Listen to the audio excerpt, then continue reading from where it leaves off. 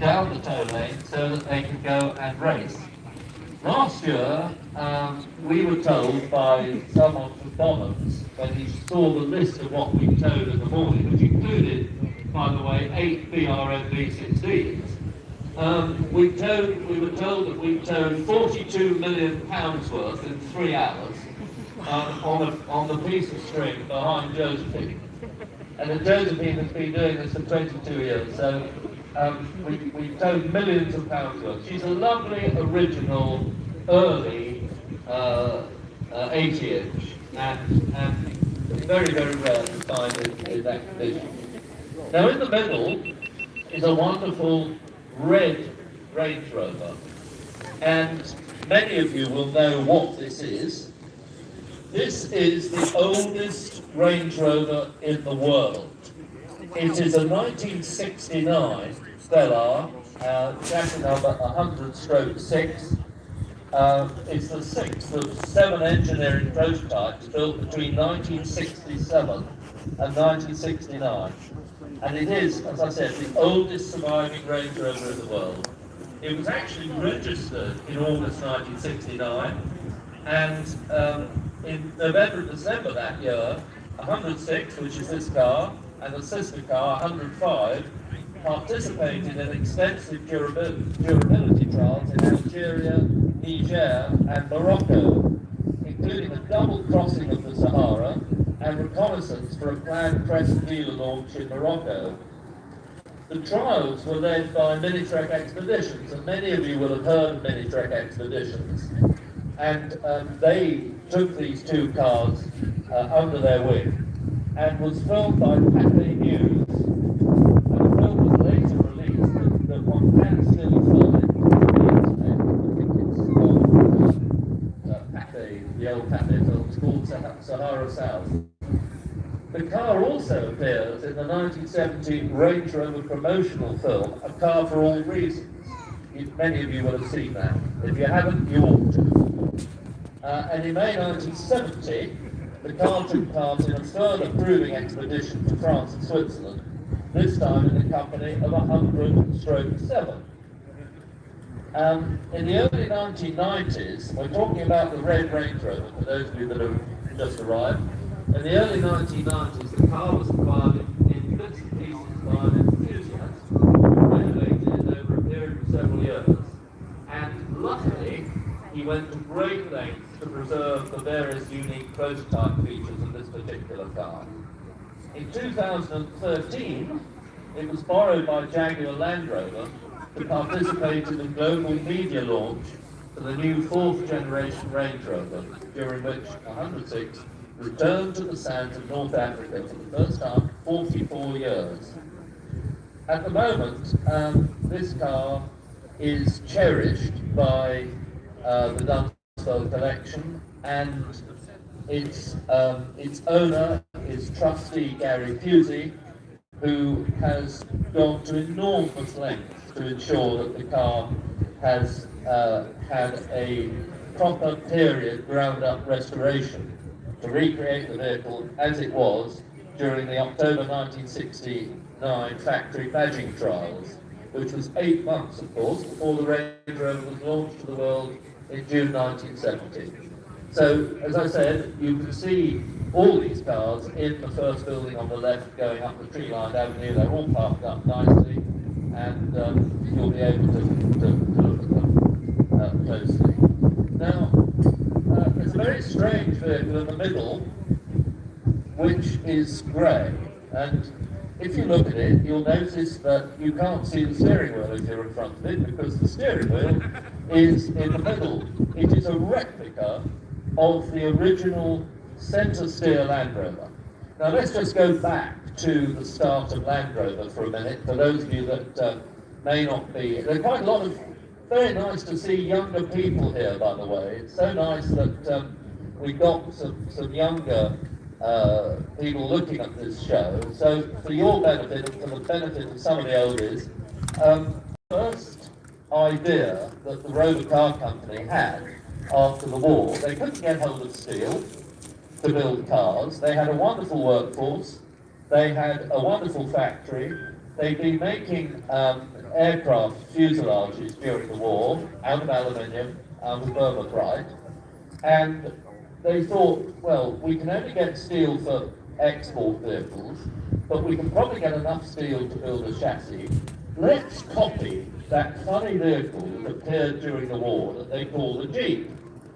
Now, you may know, or you may not know, that the Jeep was built during the Second World War. They were the first of the small four-wheel drive vehicles.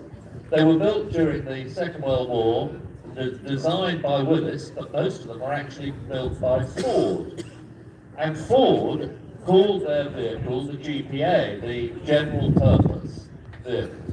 Now, the soldiers referred to their GPAs as Jeeps. That's where the name Jeep came from.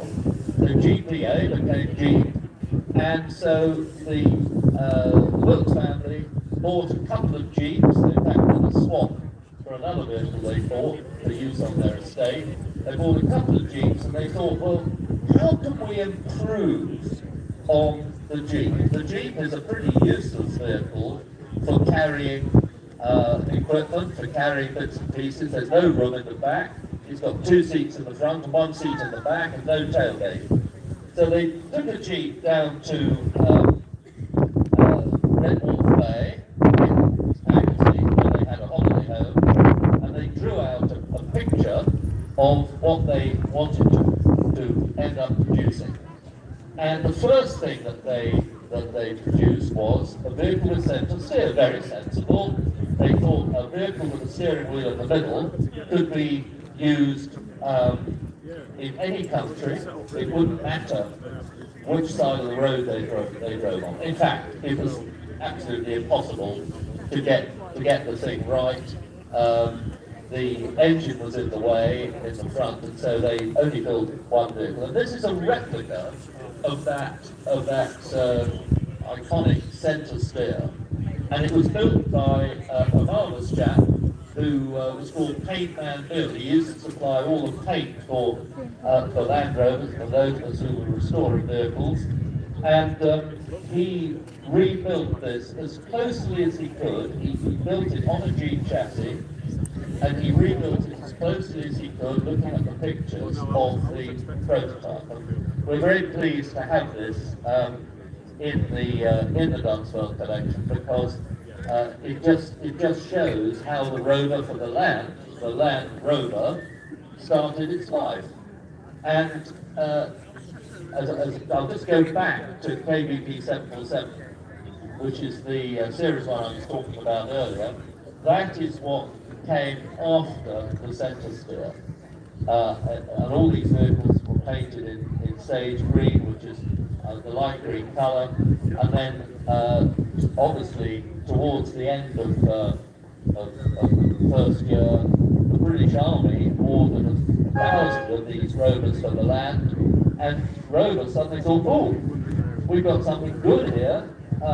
This Rover for the Land might be better than we thought. Perhaps we'll only, we thought we'd be producing it for a few months, and perhaps this is something that we could continue building long term. And here we are, 75 years later, with the Rover for the Land still in production. Right, let's carry on. There's another vehicle there which you'll recognise as an ex-military Series 1. And this is a 1957 to genuine SAS specification. The SAS needed a vehicle that they could use on their different sorties, and this particular car is one of the very first special SAS vehicles. It went into service in March 1957, and they built 10 of these, including a prototype, in late 1954, which was on an 86-inch wheelbase, while the other 9, including this one, were on the 88-inch wheelbase. And the 88-inch wheelbase, many of you will know, came in right at the end of production of Series 1s. Now, this particular car was sold off in 1967 and went to Joe Hurst of Andover. Joe Hurst, many of us who've been around Land Rovers for many years will remember Hurst Yard in Andover, and Hurst then sold it to a film and theatre hire company. It took part in a film called Digby, the world's largest dog. We've got many dog owners here. But that car, the one with the guns on it, by the way, third from the end, it took part in that film, Digby, the world's largest dog. It's also been in Doctor Who and Quatermass. In Quatermass, it was painted French blue all over. French blue, by the way, was a colour that lots of us, when we were in our teens, thought was the colour. It was the colour to paint your car because it stood out. And that was painted in French blue. The famous company, R.R. Motor Services, which is still going, down in Kent, acquired it and then sold it to a Land Rover specialist in Leicestershire for £2,000 in the 1980s.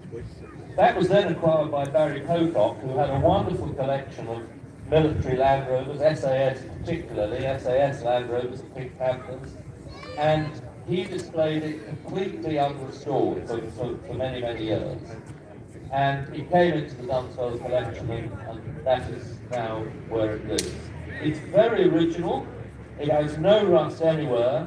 The speedo reads 2,100 miles, and we think that that's probably genuine. 2,100 miles on a 1957 Series 1. Now, you may be interested to know about the guns.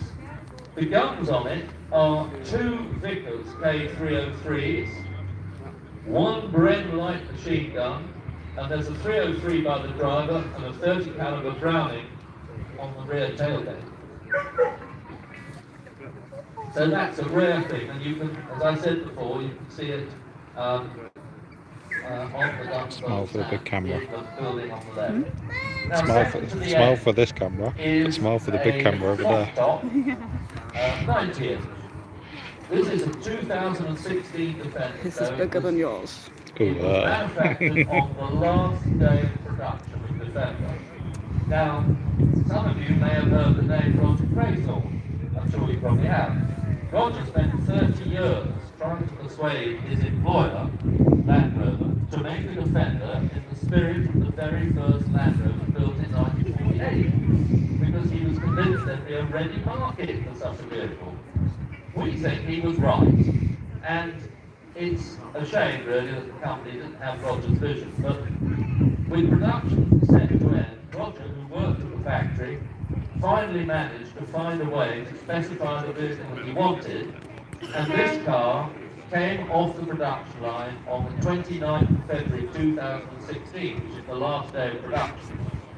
And it, I believe, is the 10th from last built. It's now in the Dunsfold collection. We felt that we ought to preserve this vehicle. Roger has retired from Land Rover, and he was presented by Land Rover with the registration mark R90AQE, and that number was allocated to his 90. And last year he decided that the time had come for him to part with his Land Rover, so we acquired it from the Dunsfold collection. And then on He had good taste, it's got white wheels on. Row is a Tuscan Blue L405. It's a 2021 vehicle. They made 17 of these supercharged cars in Tuscan Blue when they brought out the Range Rover 50. Can I have a go in it, please? Won me over just because it's supercharged. Now, 340 of the cars were painted in Tuscan Blue for worldwide sales, but only 17 of them were in Tuscan Blue for the UK market, Tuscan Blue supercharged for the UK market. This particular car came from a main dealer up in Scotland, in Ayr. It's done 14,000 miles. It's a wonderful tow car. It can tow 3.5 tons. Many of the new Range Rovers, which are P-heads and M-heads, are heavier with the batteries on them, and they can't tow 3.5 tons. So being a supercharged car, it can tow 3.5 tons. And it really is a gorgeous drive. That At 50 model, they built, we think, about 1,000. They were going to build about 1,970 to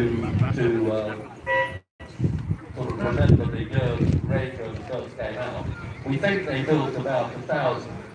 So in a few years' time, if you're looking for an L405 Range Rover, look for the 50 model, because I reckon the 50 model is the one that is going to keep us value. So there we have a very nice collection of vehicles from the Dunswell collection. The Dunswell collection was started by Brian Bashall in 1968.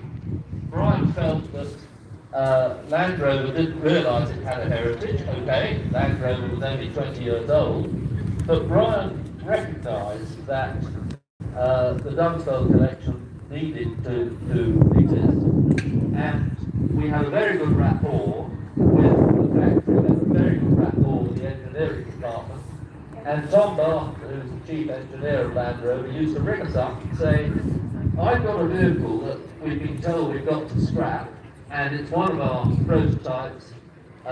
We feel that it should be saved. Please can you come up with a set of trade plates and save it? And so that's what happened, and that's how the Dunswell collection started. And we're absolutely delighted to be here today. But as I've said, we're on display. We've got all these vehicles on display in the first building there on the left, and we'd be delighted to talk to anybody who wants to talk to us about the collection. I hope you enjoyed that. It's a lovely show, lovely site, lots to see, and have an enjoyable day, and we'll be out again tomorrow.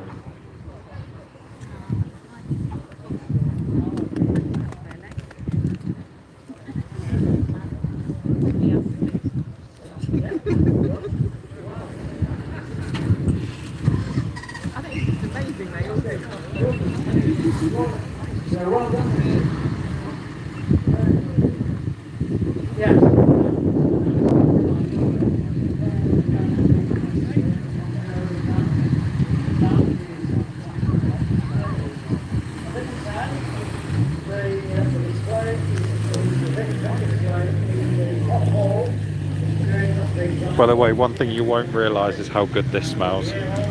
These cars of this era smell amazing.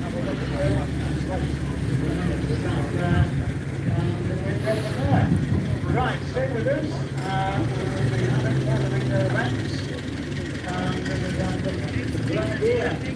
Which is the next vehicle. Yeah, that's all right. Yeah, that's okay. We'll get into it first, and then I'll see the platforms around it. This vehicle probably not will now the cook school yet.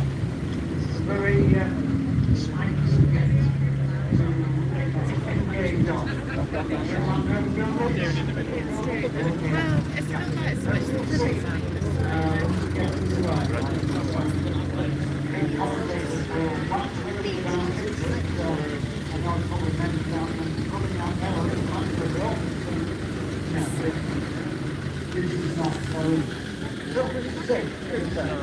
So we're about to bring it in the ring. If you'd like to come around the arena, to have a look at this wonderful vehicle, and we have the commentators,